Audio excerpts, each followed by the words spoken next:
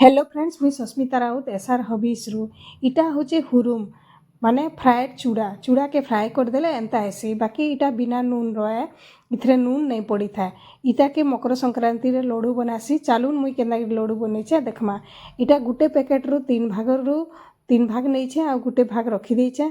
गुड़ भी हेन्ता आधा किलो रु दुईटा गोल के रखी देकिरी बाकी टा मानकु मुई काटिकी रखीचे।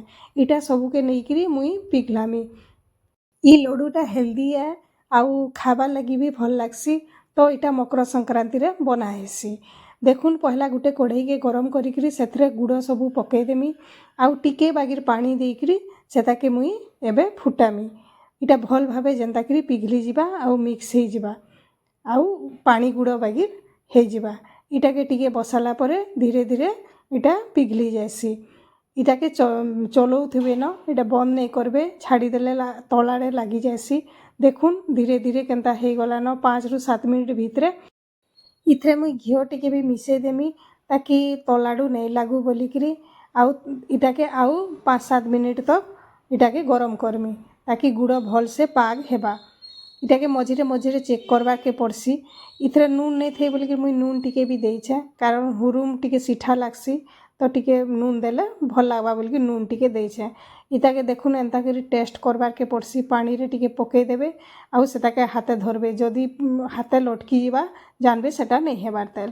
तारपर मुई किछि राइस भी पके देमी चामचे आड़े आउ सेटाके आउ थरे भल भावे मिक्स करमी। मुई इथरे बादाम भी पकईचे आउ टिके भल टेस्ट आसबा बोलिकी।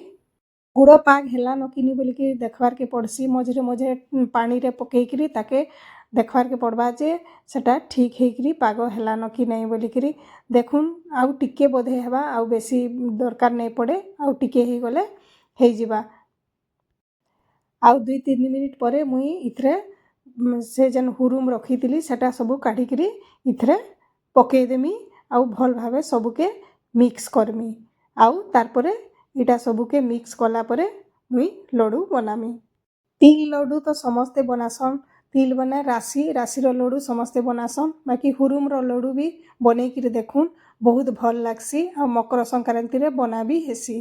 तो आपण माने भी ई रेसिपी के देखिकरी ट्राए करूँ देखबे केते भल लागबा। समस्ते छुआनु बड़ तक समस्ते खाई बसबे इटाके। तापरे पाग हे गला परे सबू मिक्स हे गला परे गुटे गुटे करी मुई लड्डू बनामी। टिके गरम अच्छे तो टिके पानी हाथे हेकरी धीरे धीरे बनाबार के पड़सी। आराम से बनाबे गुटे गुटे करी बाकी पूरा ठंडा ही गले आर नहीं बने हेतर लगी टिके टिके गरम थिबा आर गुटे गुटे करी लड्डू बनाबे। और ये हुरुम लड्डू रो रेसिपी जदि भल लागबा प्लीज लाइक करबे, कमेंट करबे आ मोर चैनल के सब्सक्राइब करबे। देखुन केते सुंदर हेकरी हेइचे मोर हुरुम लड्डू। इटा पूरा देसी आइटम है। निजे भी खाउन घरे सबको खुआन।